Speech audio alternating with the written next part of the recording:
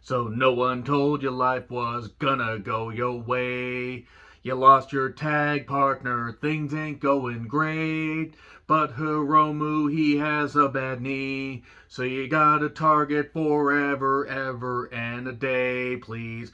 Yo, you will win this. You'll win this main event. Yo, you will win this. Perhaps the whole tournament. Yo, you will win this. Go on a momentum switch. I'm John Renton with my review of New Japan Pro Wrestling's Best of Super Juniors 29 Night 8 event.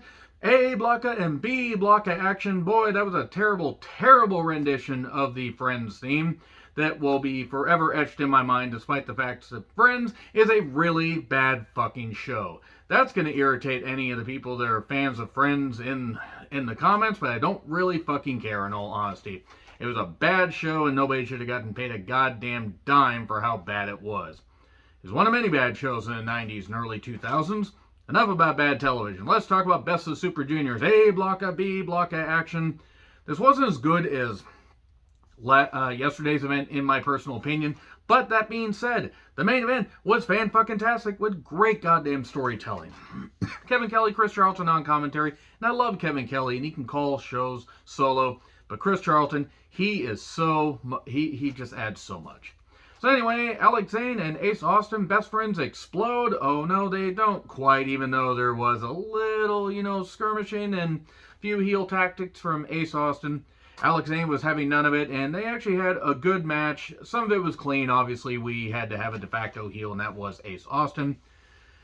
So, Ace did try the whole thing. Please, we're best friends a little bit later, and we got a roll up for two.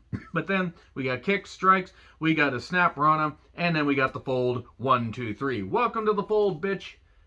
Alex Zane took a loss, so there you go. That's pretty much it right there. So, as it were, Ace Austin is at 8 points. And then we get to B block of action with Bushi and Doki. Battle of the Masks. It wasn't bad. There were some nice dives. There were a couple crash dives. Good counters, and the Doki Choki Kevin gets the victory. Doki's having a nice little tournament here. I'm not going to bother with the point totals. I'll just go with, I'll just basically say there's a few people at the top of each block. And it's looking like they could find a nice way to wrap this up with a little bit of, oh, will he, won't we? Or will we, won't we? Will we see people actually in the finals that fucking deserve it? Or will we get some people that fucking don't? I can think of a couple people that don't fucking deserve to be there. Based solely on the fact that there's a bunch of bad heel stuff. Which we get a little bit later in this. Boy, do we fucking ever. Nearly caused me to turn off the goddamn show. Crocodile Connors took on Francisco Akira, the Nova Fireball. Battle of the 1 and 3s. And then it was a 2 and then it was a 2 and 3, and then a 1 and 4, because the trophy kill 1, 2, 3. It wasn't a bad match. It was just one that was kind of there, but Clark Connors having a good showing. And then Wheeler Yuta took on Teton. We get some heavy chops and nice arm focus, some really, really good strikes, by the way, I do want to say.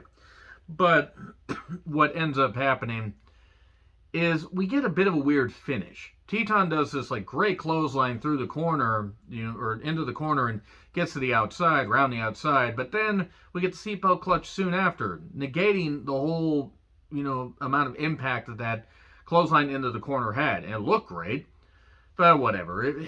They had some matches that just ended suddenly. Like after a pretty damn good opener, we just had, I don't know, it just seemed like some of these matches were kind of not badly paced, but oddly paced. And then El Lindaman took on ELP. Lots of L versus L action. After El Lindaman had beaten El Desperado, could he continue and beat another L? He could not. Because ELP continued to...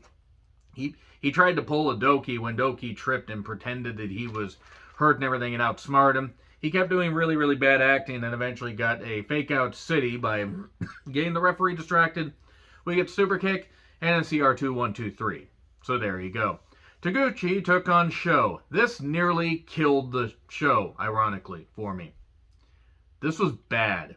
This was really, really, really, really fucking bad. I'm not saying Taguchi should have won, and Sho being heel is one thing, but the lights out and the bullshit and whatever.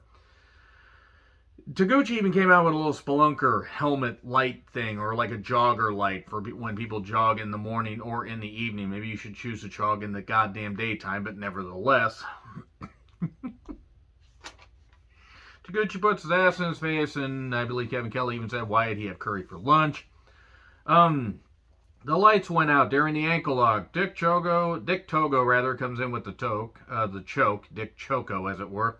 But then Taguchi had pulled down his tights during this whole thing and sat down with his ass right in Dick's face. And then Taguchi got hit with Yujiro's cane, and Show wins.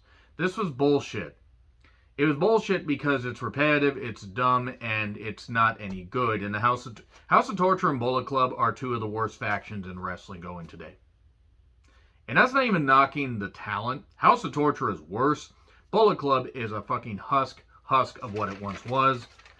And I nearly just said, you know what, fuck it. I nearly turned off the show and just said, fuck it, I'll come back for the finals. But why not review it? I'm just going to make this review shorter. After the very praiseworthy edition that was Night 7, they really have some problems they need to fucking address. Kanemaru then beat Ishimori in like less than 5 minutes. I don't know if somebody was hurt or they just realized that they needed to make up some time because of all that bullshit with Sho and Taguchi and Dick Togo and all the House of Torture horse shit. Whoever's booking that deserves to be slapped. Yeah, Kanemaru beat Ishimori with a roll-up after the alcohol spit. And then Robbie Eagles lost to TJP via an STF in a technically well-worked match, but, you know, TJP, why the fuck would I care? I like Robbie Eagles, though. And then Despy took on Master Wato. Can Wato rise up back on his feet? Well, I mean, he actually did a pretty good job as targeting the arm, trying to take away Pinche Loco, and Despy sold it well, and Despy also did really good knee targeting to go for numero dos. Vendaval to the ropes. That was nice. That was a good false finish. He missed the spiral tap. He got chop blocked, and we got a few counters, and then we got Pinche Loco 1, 2, 3. Moving on. Hiromu versus Yoh. This is one of the best matches of the tournament. Possibly one of the best matches of the year because it was well worked. So, in the book, because Hiromu has his book back, it says going Yoh Way. That's good word. I like that. That's good word play. I'm not going to get into a long dissertation about these, about all the moves and everything. Yoh targeted Hiromu's targeted knee because Kanemaru had beaten him with the figure four, doing some really, really good stuff. Yoh kept going for the knee bar, kept doing some other stuff. Shotgun drop kick by Hiromu. More back and forth. The knee bar to the ropes. Kept going. Victory Royal. It looked like Hiromu might pull it off. But eventually, he got hit with a few moves. And then the direct drive. 1, 2, 3. And Yoh goes up to 6 points. Hiromu is going to have to play catch up. And he will relish the opportunity of doing so. Yes, I know. Bad condiment puns. Practice safe eating. Always use a condiment, as my best friend says. And that's basically it right there. So, at the end here, I usually do the point totals, whatever. It is what it is. I mean, it's not really that important. I'll probably go over the point totals as we get closer to the end. Because really, I mean, one night isn't going to make that much difference. As 98 Degrees once said, give me just one night, Uno. Anyway, anybody who knows that song, I'm very sorry for getting it stuck in your head. Basically, at the end of this review, I'm going to say, for tomorrow's review, I will try to review that right after I review Dynamite, because I'll be reviewing that tomorrow morning. And that review should be up sometime around the time I'm seeing Top Gun Maverick. And then there's a day off, and then they have a show Saturday and Sunday. Because Double or Nothing is on Sunday, I don't know if I'm going to be able to review both shows separately. Might have to put them together and just rush through some of the matches. We will see, because I work long on Saturday. And then Sunday, I'm not sure. Sunday, I'm not sure how long I'll be working. But if need be, I might honestly just take the Saturday, the Sunday, and the Tuesday show and put them together and just make that a bit of a long video. We will see. But as for the finals, I will be obviously reviewing those, as I believe I have that day off, so I'll be watching that shortly after I wake up. That being said, yeah, the show Taguchi stuff did kind of kill this one, but it is what it is. Let me know your thoughts in the comments. Like, share, subscribe, Twitter handle in the description. I'm John Retlin. I'll see you soon.